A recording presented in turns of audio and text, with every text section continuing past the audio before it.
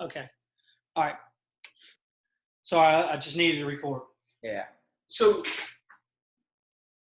again, when you caged him, when you caged this player, Yeah.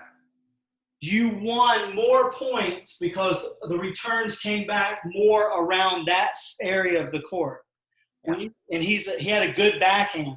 When you went inside run or outside run serve, and he returned his backhand, he hit it deeper in the court. Mm-hmm. Right? Now, why do you think that's the case there? Now, he hit backhands and forehands when you caged him, but why do you think those caged returns landed more short than the inside and outside runs? You didn't get enough space between the ball and his body. That's exactly right. He had to hit the ball closer to his body, so he had a harder time extending and getting the depth.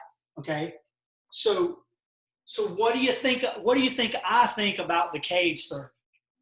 It's very useful and very it's high percentage and it gives you a better chance of getting the S1 forehand that you're looking in that short area of the court. So now, when you do go inside or outside, it should be almost like an addendum, like an add-on. Yeah. Now, you can do it the other way, too. You can start out, you can hit some inside runs. You can hit an inside run, an outside run, and then go cage. Okay. You go cage, and then outside or inside, and then go cage, and then inside or outside. Yeah. But you want to find out how good is the player returning cage serves or cage the balls that get inside on them, right? Yeah. And that's what you're trying to probe, okay? What's the conventional wisdom? Outside run. Or inside run, right? It's to hit these angles, right? But remember, these angles are only good if you can truly cage a player on the serve. Yeah. Okay? Because they work together and one helps the other. Mm-hmm. And it helps you succeed at a higher rate if you're able to strategically run these patterns. Now, here's what's really interesting. When you hit a cage on the deuce in that match, right? So the ball you typically got a forehand, okay? So you hit the cage serve, okay? Yeah.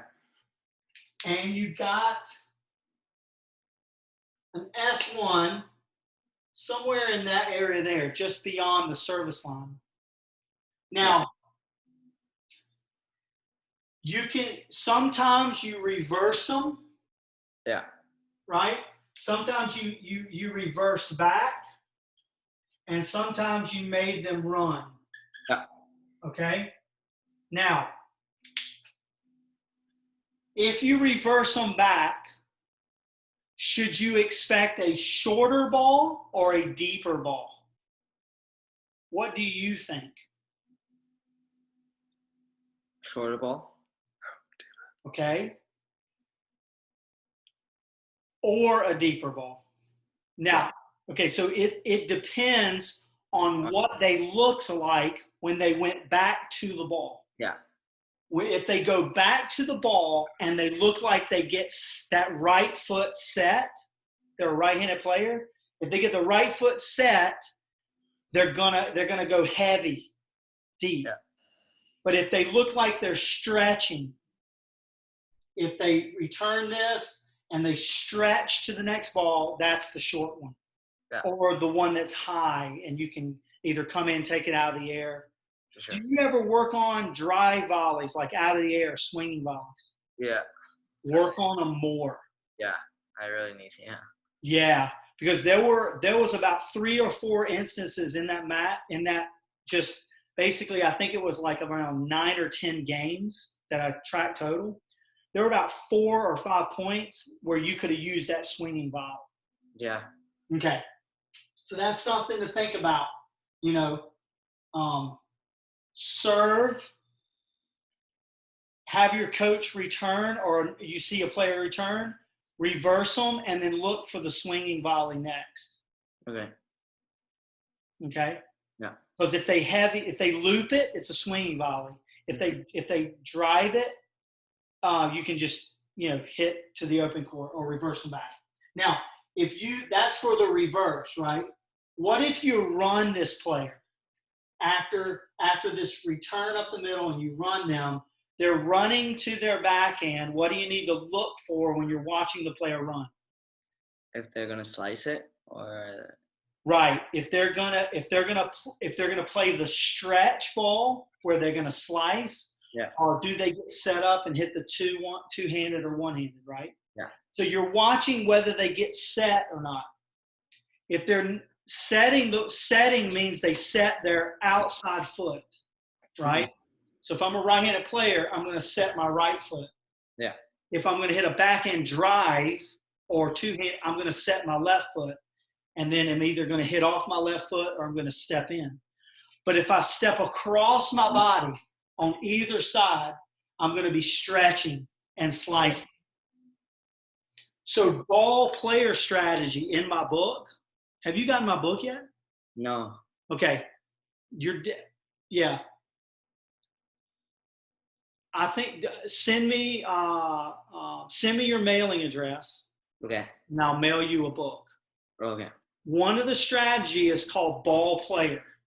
That's when you move your eyes from the ball coming to you, and after you hit the ball, you move your eyes to the player, and you watch the player, how they move across to receive the ball. Okay. Okay? So that's the ball player strategy. Now, I made some notes, and I want to read. So one of the things that I noticed when I was watching you play is I started looking at your split step. Yeah. First of all, your timing of your split step is excellent. I don't know if your coach has been working with you on your split step. Has he been working with you on your split step? Not really. Okay. It's pretty good, okay, the timing of it. Yeah. But what is something you need to sharpen up on is how high you split step, how high you come off the ground. Yeah. It looks like you're coming off the ground about 6 inches. You need to come off the ground about 3. Okay. Because what happens is when I freeze frame the points, when the other player is making contact with the ball, you should be on your way down and almost touching the ground. So you should be on your way down as they're hitting the ball. You're actually on your way up. Yeah. Can I ask you a question? Which player is Nikolai in that video? Oh, he's the dude with the red shorts and the hat. Yeah. Because the other dude, his hair was too short. Yeah. See, okay. I was looking for his long, the Rico Suave hair, man. You got to have the hair, dude. I love it. I need to cut my hair. Yeah, man, it's awesome. You had to, yeah. So you're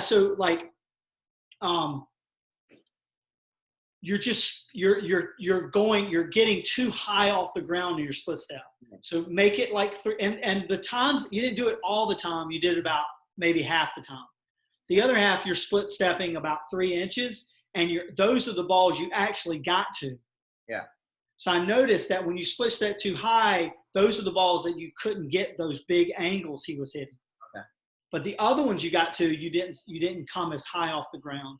So you hit the ground and the timing was there, right? Yes. I would say that's one thing to think about with your split step. The other thing we kind of just went over is the cage serve was absolutely brilliant. Yeah. Okay. And you won a ton of points on that. Okay. Yeah. On the return of serve, even though you even though you had some returns that were shorter in the court, okay? So they landed, you had some returns to land in this area of the court, okay? Yeah. Because he hit it big to your backhand and you were stretching. Yeah. He still made a ton of errors from the middle of the court. Yeah. Because he went for too much. Yeah. Okay? Which you have to learn, you learn from that lesson, right? When you get a ball here, you hit the inside corners. Okay? You don't try for this part of the court when you get a short ball. Yeah. Your opponent was trying for this, and guess where he was hitting? Do you remember that? Yeah. Yeah, he was missing wide, just, 4 inches wide. That's because he was aiming here. If he'd aimed here, he would have hit here. Yeah, and you'd have been in trouble. Yeah. But this is something for you to learn. You learn from your opponent, what not to do. Right? Just don't clap and go, yay, I won the point. No, go, okay, why did I win that point? What could they have done that would have made it, maybe I would have lost the point, right? And it's a margin thing, right? So because of those close misses, he became frustrated in a way. Yeah. And then he started missing some shots that he was making at the first game or two. Yeah. The first game or two I watched, I'm like, oh crap, this guy's hitting like lines. And then I reminded myself as the creator of the art of winning, yeah. but this is unsustainable, Sterling. Yeah. He's going to start missing those lines. And sure enough, the next game, he started missing some lines, where in the first game he was making. So that's why I say, when you play shots too close to the line, you're playing isolated shots. You're thinking, oh, this is going to be good enough. It's not coming back. And that's unsustainable. He's trying to hit winners. He's trying to put the ball past you, right? And if you know this, then you can take those wide balls that are out here and you send them straight back up into the cage. Yeah. Okay? That's where you want to send the ball from the corners, is straight back up into the cages. Why? Why is that important? Higher percentage and higher percentage. Okay, so your percentage of shots going in are going to go up, and then what else? He has to move out of the way to create space. Okay, so all right, so your opponent has to create space. Okay, and what else? It's harder for him to hit angles from the middle. Right. Okay, so angles. Okay, all right, more difficult. Right. Look at the angle he creates back. The same one he just created. These angles are not sharp. No. If he's over here, he can create that angle. Yeah. Yeah. That's a much sharper angle than this one. Yeah. Okay? You see that? Mm-hmm. So this is the strategy and tactics, right? This is why the tactical controls the technical, right? Because if you're running for this outside ball and you want to play it heavy deep down the middle, you're going to swing in accordance to that type of shot you want to create.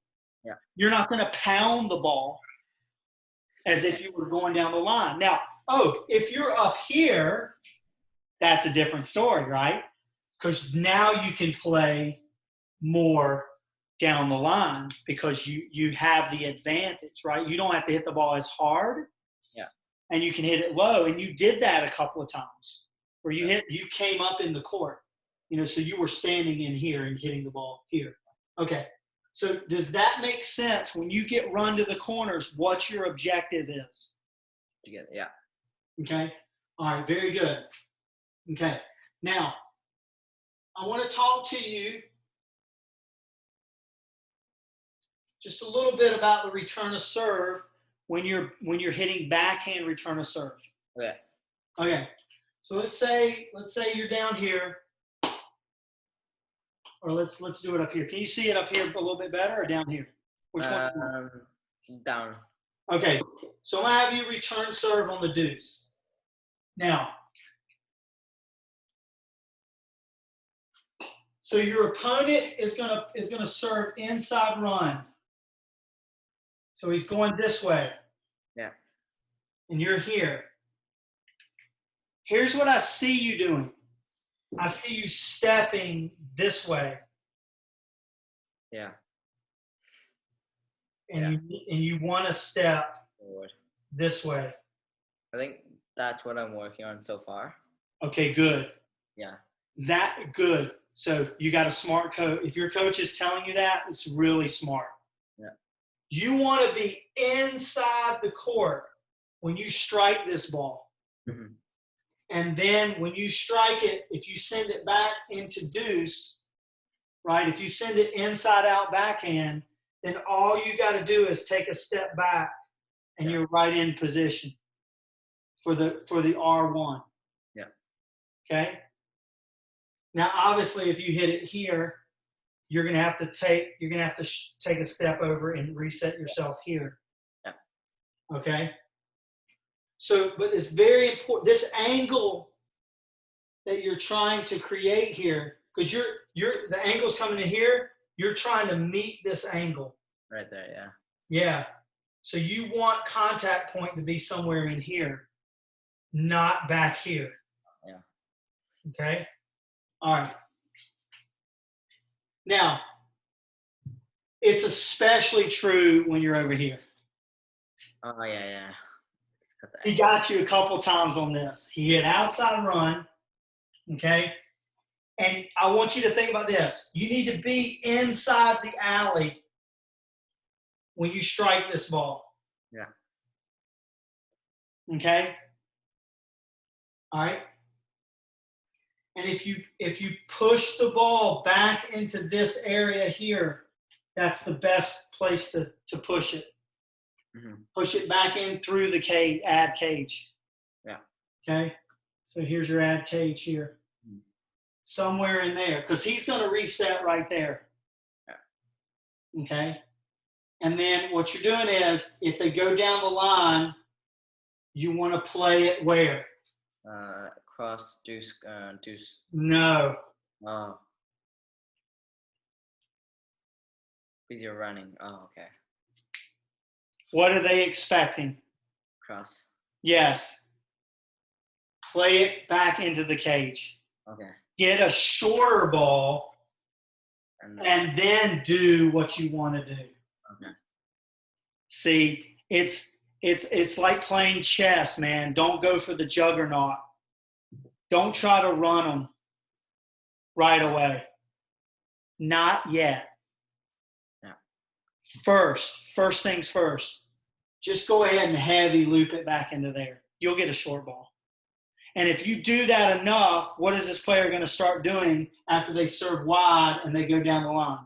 They're going to stay on that side. They're going to stay right there. They're not going to cheat over. And then you can go run them. Yeah. So you don't give them the obvious up front. Mm-hmm. You give them something they're not looking for. How many would you have expected your opponent to go right back in the cage with a heavy loop after you're on the run? No, you would. So guess what? If you didn't expect it, They would. another 16-year-old or 18-year-old is not going to expect it. Yeah. Okay. So I call these Jedi mind tricks. You a Star Wars fan? Sort of. I grew up, I saw the originals, when they came out in the 70s. Yeah. But, Jedi mind tricks, right? They think you're going this way and you go this way. Yeah. And you do that at the beginning because you're trying to set a precedent, You're trying to throw them off right from the beginning. You're not giving them the obvious, So you're like, oh, I'm just going to hit cross court and I need to get warmed up. No. You need to throw in this, because where do you think you won most of the points after you hit what part of the court? The middle. Or Yeah, somewhere in here. Yeah. Either one of the cages. you got the ball, and then you ended up winning the point. You either forced got him in a position where he pushed himself beyond his skill set and trying to hit lines, and he missed. And we're not talking like big misses here. We're talking close misses, right? Because you're playing good players, man. If you play good players, they're going to miss by short margins, but they still missed, right?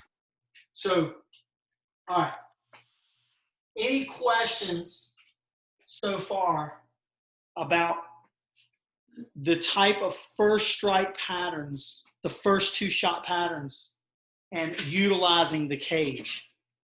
Would you, so for example, a tactic that I've used quite a bit is like run, like outside run. Are you returning or serving?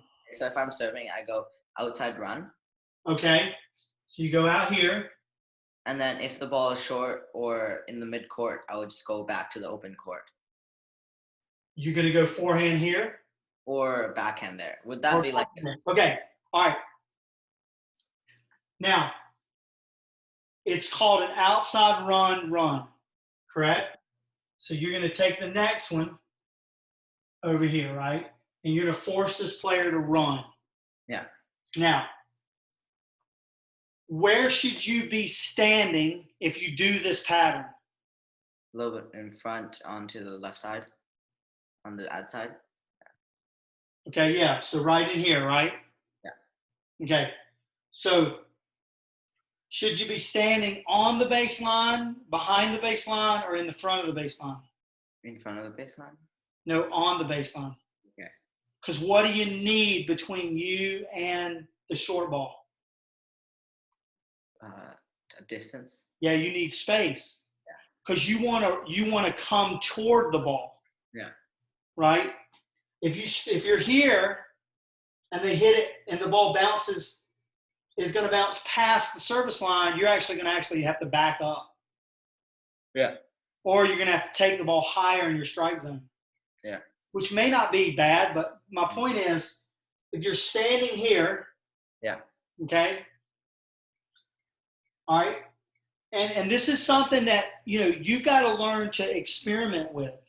Yeah. Right? You've got to actually go out there, run this pattern, and stand right on the baseline and play enough points, over and over again where you understand the distance, right? You may need to be toes on the baseline. Mm-hmm. You may be standing right on the baseline. I would say toes on the baseline to start out. Yeah. Give yourself enough space to round into the ball, curl into the ball like that. Yeah. You guys work on rounding in, I suppose, right? Yeah. Yep. Yep. Well, I can just tell, like, you've had good coaching. I can tell, like, you kind of know what you want to do. The question is, though, what really is winning you matches? Yeah. And what's not. So I track this match on my app, and I'm going to show you what I found. Okay, let me get up here.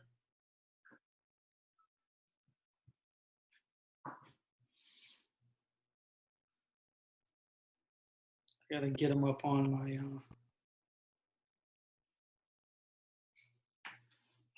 MacBook here.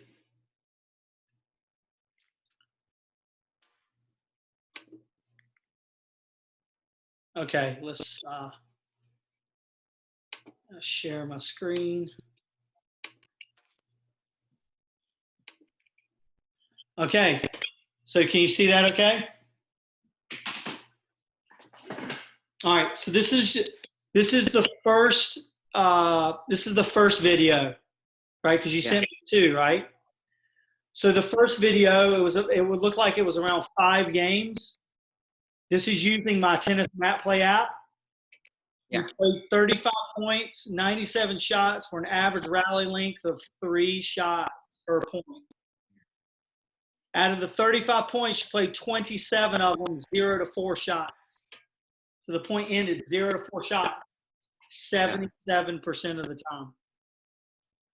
You played 5 of those 35 points in the 5 to 8 shot range, and then you played 3 whole points that were extended rally, 9 shots or more. Yeah. And I believe they all ended somewhere either on 9 or 10. They weren't further than that. No. Okay. You won 60% of your first serves that went in. You won the point. So when you hit it, when you made a first serve, you won 6 out of 10 of those. Yeah. And when you made your second serve, you won 8 out of 10. Yeah. So that's why I said, how do you think you served? And you said a 7. And do you know why now you know why I said it was a 9? Yeah. You were over 55% of the points winning on your serve. Because remember I said you only need to win 55% of the points to win 99% of the time? Mm-hmm. These are 60 and 80. Yeah. You're over that, right? Yeah. All right, so let's go to this. The second chart is called the rally length win-loss. What this chart does is every point I track the number of successful hits. So if it went 1, 2, 3 and it went out, I put a 3 in on my keypad, right, of the app. So when you were serving and the point ended on a 1, that happened 4 times. You double faulted 0 times. Yeah. You would have lost the point. See, double faults and loss are zeros. Mm-hmm. So when you were serving and the point, you served it and the return didn't come back, it happened 4 times. You won 4 points there. Yeah. When the point ended on a 3, that happened twice. When the point ended on a 2 and you were serving, that happened 3 times. So that means what? It ends on a 2. 1. If it ends on a 2, where did you miss? Oh, and out or in the net. You missed on your shot after you served. Yeah. Your S1. See how that says S1? Yeah. So if you missed your S1, it's going to show up in this loss column. Okay. If you made your S1 and it didn't come back, that shows up in the win column. Okay. Does that make sense? Yeah. So we go to the S2. Well, what is that? My second shot. Your second shot after the serve. Yeah. So you serve, you hit the S1. Now you hit the S2. That's a 5-shot rally length, right? Yeah. 1, 2, 3, 4, 5. That happened twice. You won the point, obviously, because if the number's odd, 5, then I won. Then you won. If it's a 4, that's an even number. That happened 1 time. So you're in the positive there. 2 minus 1 is 1. So you're in the positive. S3, the third shot after the serve. If it ended in a 7, that happened 0 times. It ended in a 6, that happened twice. So that means you missed your 7th shot. Yeah. Okay. And then +9, look at there. You won the only +9 rally when you're serving. Look down here. You won both of the +9 rallies on the. So is your problem extended rallies? Not exactly. No, you were 3-0. Yeah. Where are you losing points here? The 5. S1. You have a negative differential on your S1, and you have positives in the other, right? Your return was excellent. Look at that. When you're returning serve and you returned and it didn't come back, that happened 4 times because that would mean a 2-shot rally, right? He serves, you return, he misses the 3. Mm-hmm. You return, he serves, you return. He hits the S1, you hit the R1. It ends in a 4. He doesn't come back. That happened twice. Okay. 1 time you missed the R1. Yeah. And then R2, we had nothing there. No points ended on a 6 or 5 when you were returning. This list is at least on the first clip, which is that's about 5 games right here. This represents 5 games. R3, we only had 1 point that ended on a 7 right there. And then we had 2 that ended 10 shots or more. That you won that. Yeah. All right. So cool. So that's the rally. See, this is one of the most important charts on my app. Yeah. Because this tells us right now where the majority of the points are being played. Look at this. 4, 6, 9. and then 10. There's a 4, 10. So we had 10 points, 0 to 4 on your serve out of 2, 4. There was only 5 points that ended anywhere else. Yeah. 10 points ended 0 to 4, and then 5 points ended, right? 75% of the points. Yeah. Then you had 4, 2, 1. That's 7 points. And then 3 points ended past, you had 7 points ended 0 to 4. Oh yeah. Up here you had 10 points ended 0 to 4. Yeah. 5 shots or more, it was 5 points on the serve, and it was only 3 points on the return. So you see where you're winning and losing points. Yeah. It's 0 to 4, man. It's your 2 shots. Okay? You would never think that thinking back at that match, would you? No. Huh? No. No, because you remember what? What? The longer ones? Yeah, you remember the long rallies, the ones you kind of had to grind out, and you either won or lost them. Did you think you lost any long rallies in that first video? Not that many, no. You lost 0. Yeah. Right. You lost 0. Okay. Yeah. Now, the first strike analysis chart in the app tells me what was your 2-shot pattern combination, or sorry, not your pattern, your combination. So how many times did you hit an outside run forehand combination? 4 times. How many times you hit the outside run backhand? 2 times. How many times you hit cage forehand? 10. Holy moly. How many times you hit cage backhand? 4. As many times as the outside run forehand. Yeah. How many times you hit inside run forehand? 6. Inside run backhand? 4. So what can you add up all the forehand combinations? How many you get? 4, 10, 6. How many is that? 20. 20 forehand S1s. How many S1 backhands? 2, 6, 10. Yeah. 20 to 10 ratio on the first shot after your serve is a forehand versus backhand. Would you say that's a good ratio? 2 to 1 is a good ratio. All right. That tells me as a coach you're serving well because you're getting forehands next. Yeah. You're serving against that opponent well, right?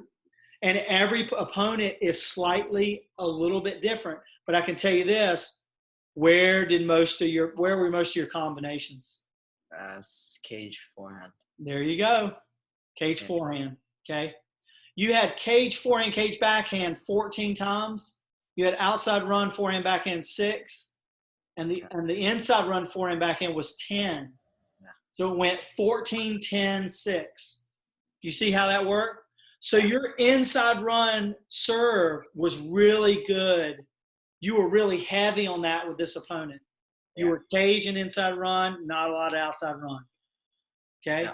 Which is interesting because the first thing you said to me is I wanted to pick on his backhand on his return. Yeah.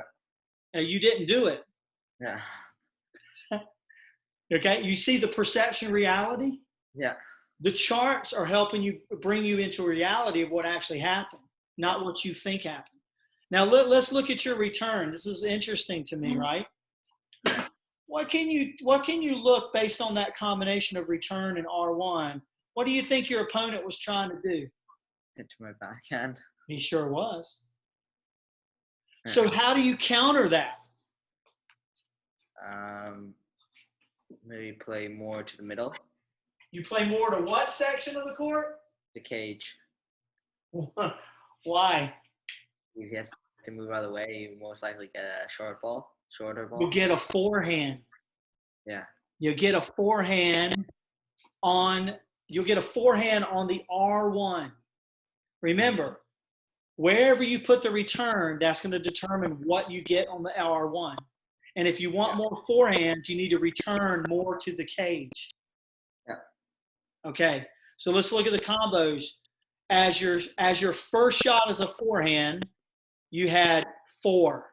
So you had a forehand here and a forehand there. So you had 4 forehand returns. And how many backhand returns did you have? 16. Yeah. Okay. So you're going to get more backhand returns. So where do you put the backhand return? Well, let's see how you did. let's see, a backhand, you get a forehand next. That happened how many times? 6 times. And then 10. 10 for backhand, backhand. That's not that bad. Yeah. That's actually okay. When you hit forehands, you got 2 backhands and then 2 forehands. Yeah. So it's pretty much 50-50 there. Yeah. You know, you'd like to see more forehands. And what other statistic would you like to see higher? Backhand, forehand. Correct. So you want to look at the R1. Are you getting forehands on the R1? Yeah. Okay. Do you know about my game Siri? No. I created a game called Siri. Really? Uh-huh. It's on the App Store? What's that? Is it on the App Store or online? Well, it's a game I've got online. I've got it. It's online. Yeah. So Siri stands for S1R1. Okay. Oh, okay. I understand. Ah. So when you play Siri, okay, here's how you play Siri. Let's say you're returning and I'm serving. Mhm. Okay. Okay. So if my S1, I hit a forehand on my S1, Yeah. I get a Siri point. I get a Right. Siri point if I hit a forehand on my S1. Yeah. So when you're returning, what happens? You get a point if you get an R1. Yeah, if you hit a forehand on your R1, you get a Siri point. Yeah. And then we keep playing the point, and whoever wins the point gets a winning point also on top of their Siri point. All right. Aha. Yeah. What do you think Siri challenges you as a player to do when you're serving? Trying to find forehand. You got to find the forehand. So tell me, if you're playing a right-handed player and a one-handed backhand. Can you make your picture bigger? Oh yeah, I'm sorry. Let me switch this. There we go. Yeah. Okay. So what section of the court do you want to serve to try to get an S1 forehand? Cage. What happens if you serve outside run? Probably gonna get a deep forehand or a down the line, or a backhand or a cage. Which one? Are you going to get? What are the chances of you getting a backhand if you serve outside? More percentage. Okay, so the higher percentage you're going to get backhands. Mhm. Cage. Lower percentage. Yeah. Okay, and then inside run. Still higher percentage. Higher percentage of backhands. Like or forehands. these. Hold on. If you hit a solid R1 and they have to hit a backhand, do most people turn it and go here or just try to play it up here? Just to play it up there. So you're going to get a higher percentage. Okay, Yeah. So this part of the court is was where you'll get forehands. Okay? Oh, sorry. Yeah. Yeah, you'll get forehands, right? Yeah. Okay. Now, what about over here? Where do you need to serve to get forehands? What's the number one place? Cage. Ah. Yeah. Inside run. Really? Yeah. Oh, okay. I didn't know that. Oh. It's either one of these. Yeah. Okay. Now, everything in tennis though you always have to follow it with this 2 words. Yeah. It depends. Yeah. It depends, right?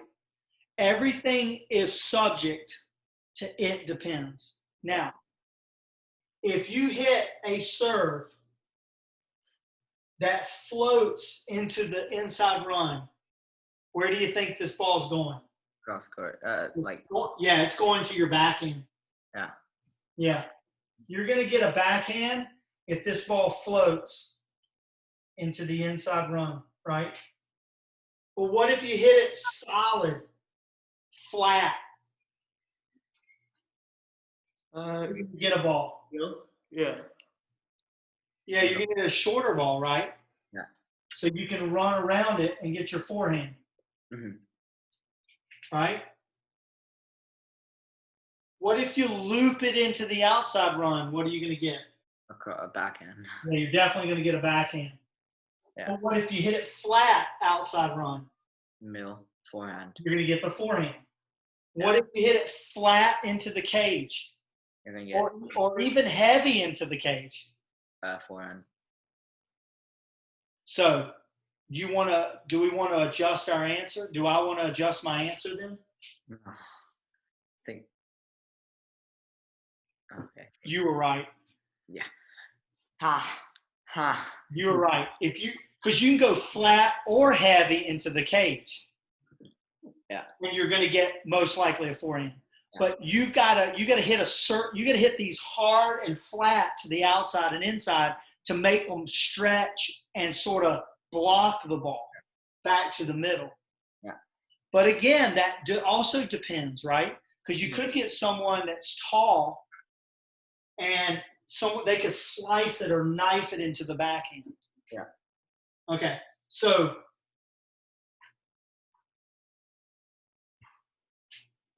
let's go into this. Ready? Let's say you want to get a forehand S1. Okay, so your goal is to get a forehand somewhere in here. Yeah. To land somewhere in there, right? So let's say you go inside run. Okay? And they give you this ball. Yeah. Do you want to reverse them or do you want to run them? I'll reverse them. I like that. I like your answer. Okay. Reverse them back. So your number one pattern is an inside run reverse. Yeah. When you're trying to play the series game. Yeah. What's your number two option? Inside run cage.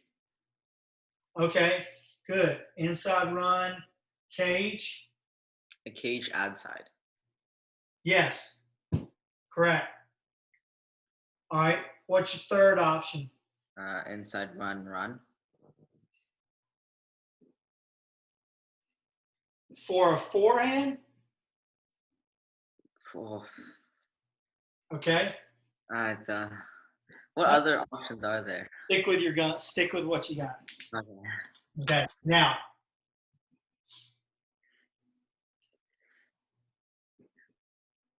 this is the programming you want to have. All right. All right. You want to say, okay, my first option is inside run reverse. Okay. My second option is inside run cage. Yeah. My third option is inside run. Mm-hmm. Now, that's with a forehand. Okay. Now. But does that not apply to a guy who is left-handed? Oh yeah, Yeah.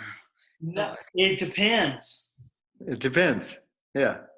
I would say stick with the first option of inside run reverse, even if it's against the left-hander. Yeah. Because what combination are you having a left-hander hit? A backhand, forehand. Yeah. If you go inside run reverse against a left-handed player, they're going to hit a backhand, forehand. Yeah. Right? They better be really good at reversing to do any damage with their forehand over here.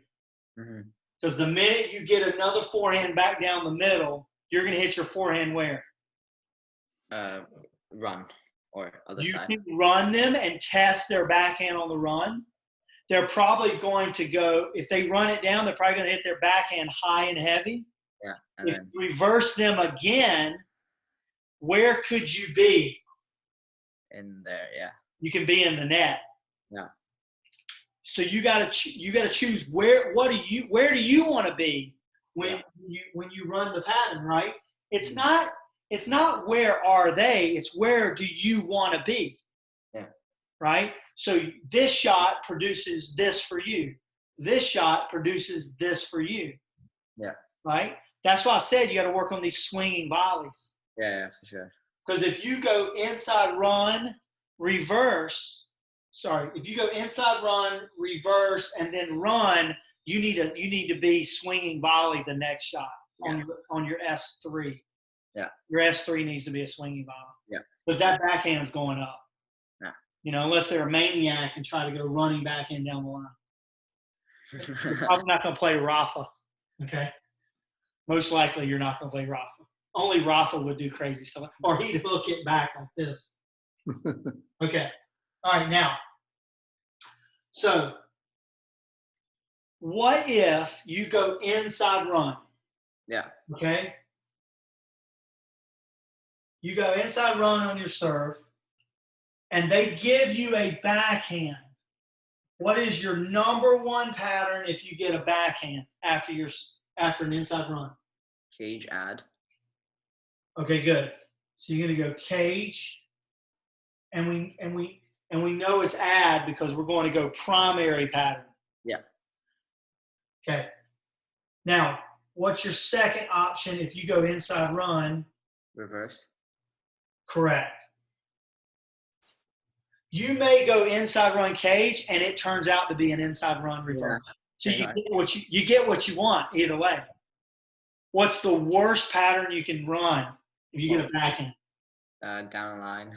That's the worst thing you can do. That's why it's down on the totem pole, right? I haven't written. Right.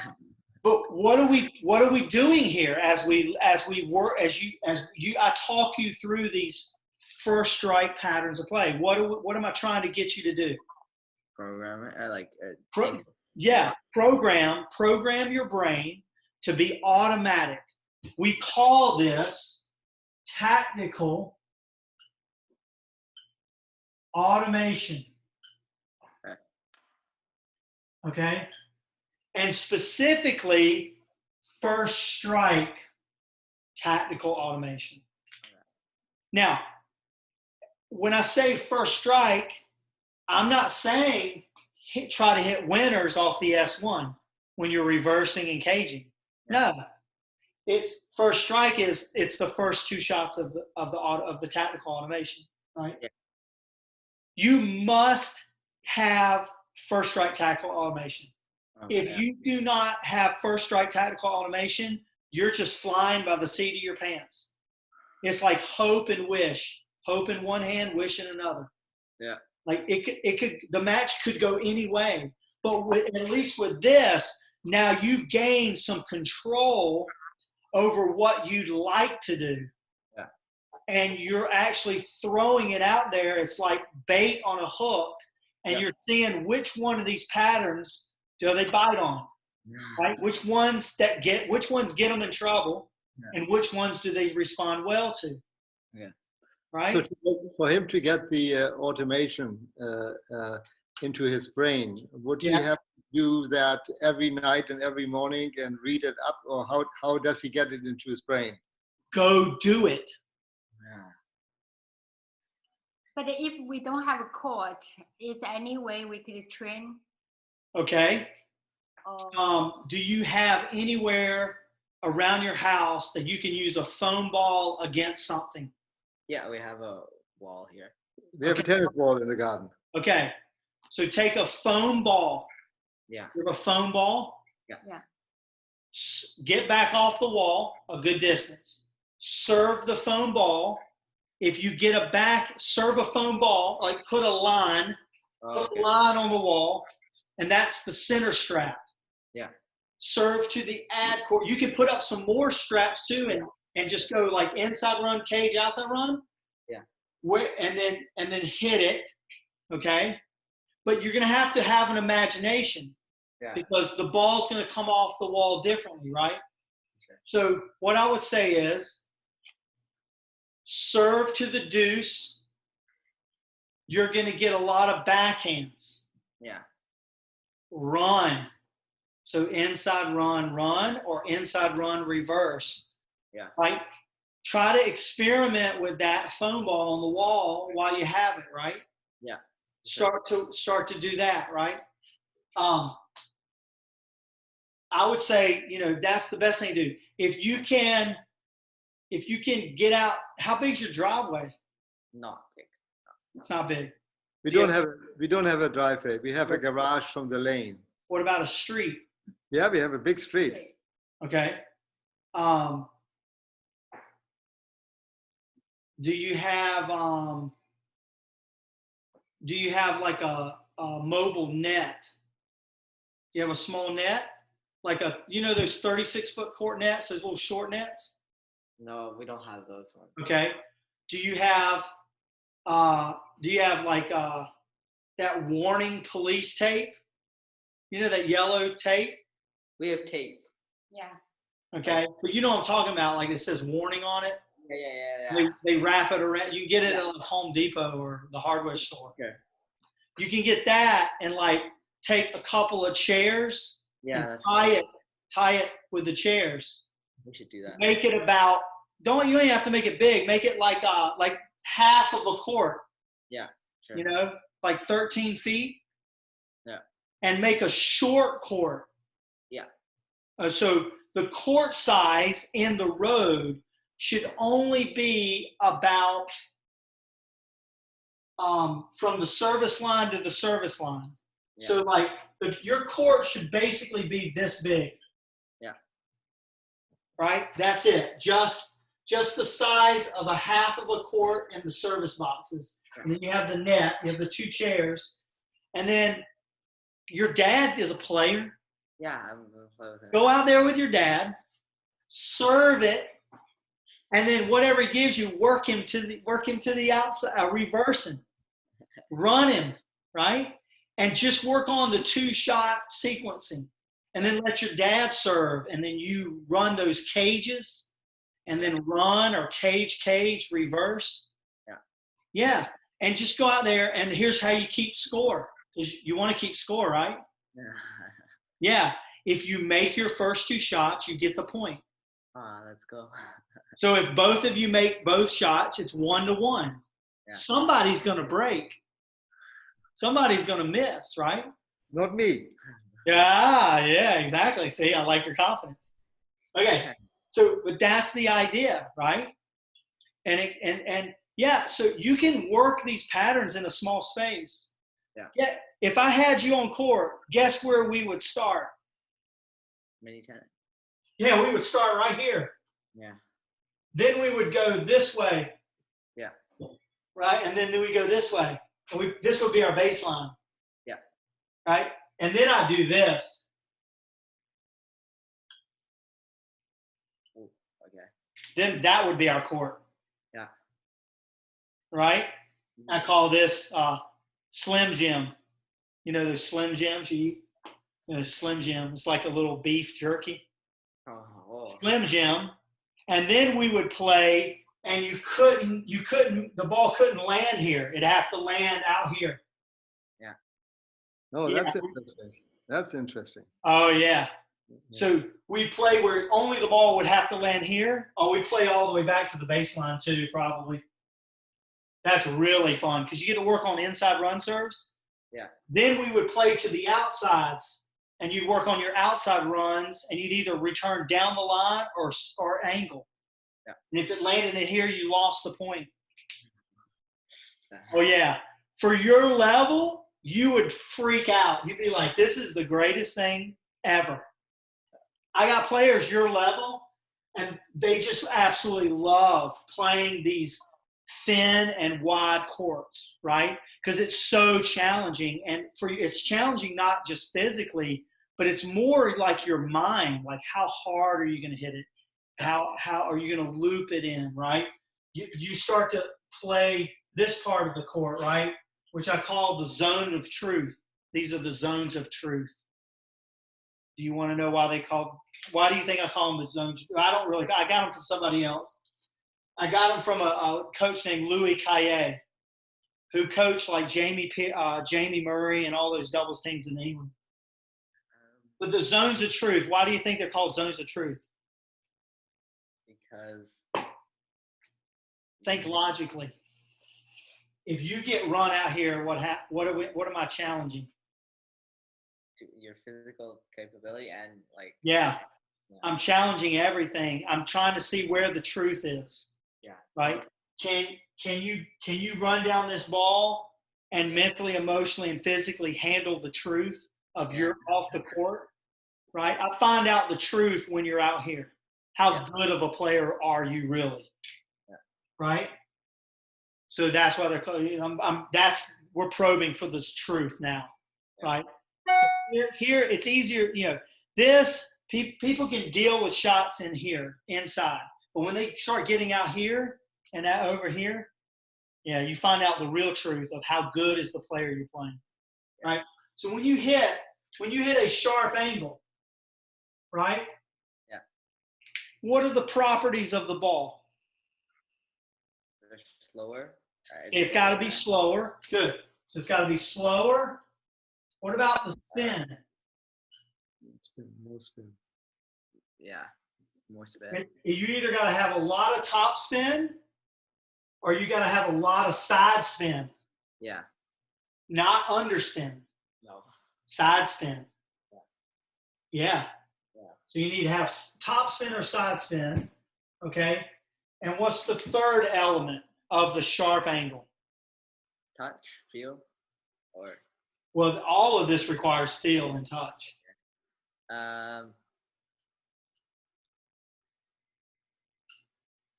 Height. Oh yeah. Height. It's got to be a little lower over the net, right? Yeah. So you're crossing the net about 1.5 feet to 2 feet max. Yep. It's not 3 and 4 feet where you're driving the ball. You got to go 1.5. So you ever work with that rope? Does your coach ever use the rope? No. Oh man. So like we have these poles that we put up. He did. We string this rope across. You ever done that? Yeah. Once. Yeah. So you got to hit underneath the rope to hit zone of truth. Yeah. Yeah. And then you hit over the net for working on heavy balls, right, deep. But if you raise it up about 4 feet above the net, so this line is 4 feet above the net, you got to hit underneath the rope, and you work on these sharp angles. Okay, you work on the speed of the ball, the spin of the ball, and the height of the ball. Yeah. Right? So I'm telling you, like, to win at this game takes an element of you've got to have a good plan, okay, and especially your first strike plan, okay, and you've got to rehearse these plans. And then the second thing is, after that, there's the creativity that's built upon the plan. Yeah. So the plan, is like your foundation, So you have your foundation, right? You're trying to build a house. Then you start building a house, right? And you decorate it or whatever. But the plan is the foundation. For sure. Okay? And then you start to create off that. Yeah. You start to see what happens and opens up. Okay? Does that make sense? Mm-hmm. Okay. So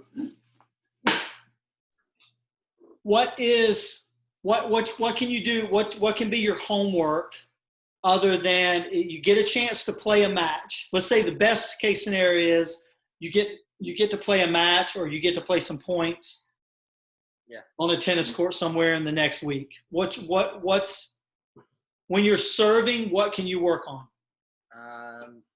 Trying to get more working on my first shot, S1s and S2s. S1s. S1s. S1s. Don't worry about your S2s. Yeah, S1s. Okay. Also trying to get more forehands. Try to get more forehands on your S1. Okay. So what type of serves are you going to be looking to hit? What part of the court? Cage and inside run. Correct. Inside runs and cages. Okay. On the return, what do you want to work on trying to do? Trying to get my basically get my R1 Yes, R1. more forehand and So where do you want the returns to go? to the cage. Either one, yeah, either one, right? Well, forehand, a deuce cage on the deuce side, Yeah. okay? An ad cage, right? On the ad court, right? Work on that and then work some ad cages from the deuce court. Yeah. Right? I wouldn't work the ad return to the deuce cage. Why? Because they run it with a forehand. Yeah, that's tough. Yeah. Right? Okay. So that's good. So if you get out, and even you can do both of these, but take the tape, get out in the street. Okay, there's nobody in the street right now, or very few people. Find a side street, right? And work on the automation of these patterns, right? What I would do is, you got a journal? Yeah. So I would go, okay, take the deuce court, list out your top 3 primary patterns. Okay. And then your top 3 secondary patterns. Okay. Using inside run and cage as your serve. Okay. Then on your return side, write down your 3 primary patterns on the deuce court and the ad court, and use the combinations that are either forehand or backhand forehand. Yeah. And then use on the deuce court, you're serving and you're looking for the forehand primary and the backhand primary. Yeah. Maybe the inside out primary forehand. Okay. Yeah. And then same thing on the ad. So you always have like a forehand on the serving. It's the S1 forehand, the S1 backhand, and the S1 inside out forehand is primary, inside in is secondary. Okay. And write those out in your book. So you should have 3 and 3 for both sides on the serve, 3 primary, 3 secondary. So that's 6 and 6, that's 12. You have 6 primary, 3 for the deuce, 3 for the ad. 6 secondary, 3 for the deuce, 3 for the ad. And the same thing on the return of serve. Okay. 3 primary on the deuce, 3 primary on the ad, 3 secondary, 3 secondary. Then go out and practice them. Okay. And if you play someone, work those patterns, right? And just keep up with that idea of working those patterns that you've written out. Yeah. Stanley, I have a question. Can he draw like this, like a coach, and he can Yes. do homework? Well, yeah, you can do it like that. And I've actually, if you guys go, I'm going to send you the link again. If you go to the Art of Winning, and you get the membership, all those patterns are in there. Well, we are a member. Okay, good. I subscribed. So I believe they're in the First Strike Builder. Okay. And then you are going to send Nikolai the book? Yes. I need your physical mailing address so I can send it. You send that, Nikolai. That's his homework. Yeah.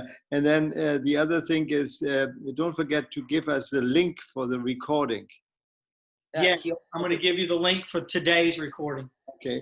And then the other question I have is, I hear today from his coach that in Canada, at least, all tournaments have been canceled up to the end of August. And I think the same will probably apply in the United States.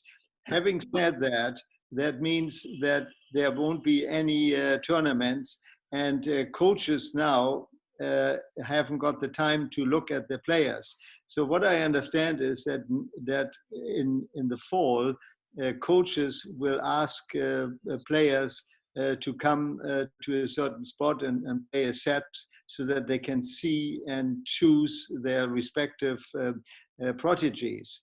Do you have any contacts to coaches that do that? That either come to the West Coast, come to Canada, or we can come down to wherever it is, so that he can be seen and maybe be chosen to play at a certain university or a certain tennis camp? There are, I know that there are, like, they call them combines, and I think there's some in Florida, in southern Florida. Let me do some research. I know that there's probably some in California as well. So it's going to be, I'll find out and see when they're supposed to be held. Yeah. I would imagine that if they hold any, it probably won't be until the fall anyway. Right. So, yeah, I know that there are, like, times where players can come and then they do workouts, and there's a lot of college coaches there. Mm. The other thing would be, if he has some choices of where he might want to go, some college choices in the US, then there's a way to make a video and contact that coach, and I could help in that sort of liaison of getting his video to the coach to watch. And Okay. then maybe an opportunity where he can do like an unofficial visit Yeah. at some point. And then obviously, you know, there are official visits, but there's Yeah. unofficial visits. But it's really, that's really the two ways. Like you contact the coaches that you're looking to maybe go, and then you send them a video, and then you send them whatever other information Mhm. that you want. Yeah. Thank you for Yeah. maybe helping out there. That would be great. Oh yeah. So he also, the other option is that's the first option, is list all the colleges that he would be interested in going to attend, right? And I would say, you know, start there, and then also his video, I can send it to some of my people that coach college tennis, and then they can look at it well, and then you get contacted that way as well. So there's a lot of different options, but the first thing is, you know, figure out where you would like to go and try that route first, try your first choices, and then from there, you know, it kind of opens up. I know that the girl I'm helping now, who's she looks like she's going to play where she always wanted to play, but she went to a lot of different other colleges first because she was having a hard time getting in touch with that coach. Yeah. And I think that once she went around and she started talking to all these other coaches, she got some offers, and she just kind of held on to them. And then she still tried to contact the coaches she wanted. Eventually she got in touch with the coach she wanted. And then he looked at her video and he was like, oh, I like that a lot. So then that's how they started talking. So it's, you know, sometimes, you know, you go through the front door, sometimes you go through the back door, but either way, you want to just try to get where you want to go, if that's possible. Yeah. Yeah, I think, yeah, there's obviously plenty of time, because are you a sophomore? Yes. Yeah. So when's your birthday? January. Okay. Cool. Cool. January what? 26th. Ha. So my wife's birthday is the 25th of January. Oh. And my oldest son, Everett, his is the 30th. Yeah, that's cool. Okay, yeah, so that's a possibility. And Nikolai is going to probably send you one or two more matches per video. Yeah. I definitely want to see some matches where you lost. Yeah. I have a lot. Okay. Yeah, because I want to be able to compare and contrast some things. Yeah, so that would be good. So you guys can send those as soon as you want to, Sure. and as much of the video as you can, right? Okay. So, you know, you can send me two more matches if you have them of where he lost both of them, because there may be some similarities in both of them, and there may be some slight differences. Yeah. Yeah. So I would say that, you know, I would definitely go to the First Strike Builder of the website and start looking through those, watch those primary and secondary S and S1s and R1s videos. You can go through that, and it's going to take you some time. And then you can write in your journal, what are the ones we talked about? Yeah.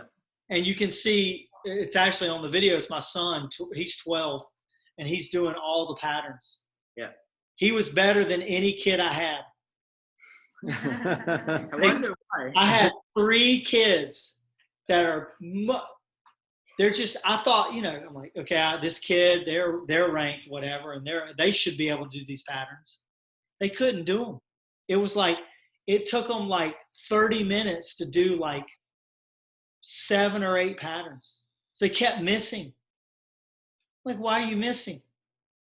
Right?